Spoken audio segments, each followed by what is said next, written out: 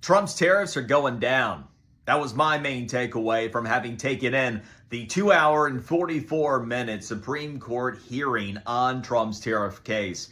It all involved the IEEPA, or the 1977 Emergency Powers Act, that President Trump has used to declare emergencies around the world to impose minimum 10% tariffs and then kind of jigger with the tariff rates based upon the country and the circumstance.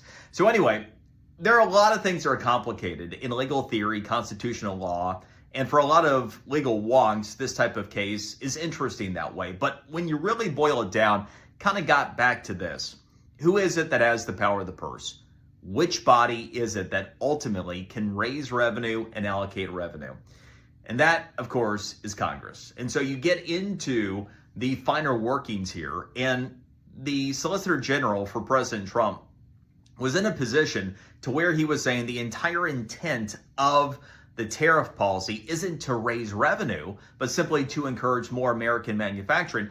The problem is he got himself into this position where really he said the best outcome here is that there are no tariffs imposed. There's no revenue that's actually raised because everybody just buys everything in the United States.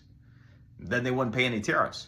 And so when the argument is really the best possible outcome is no foreign trade, it's a tough place to be. And so the argument was not an easy one for Sauer to make. He probably did about as well as he could.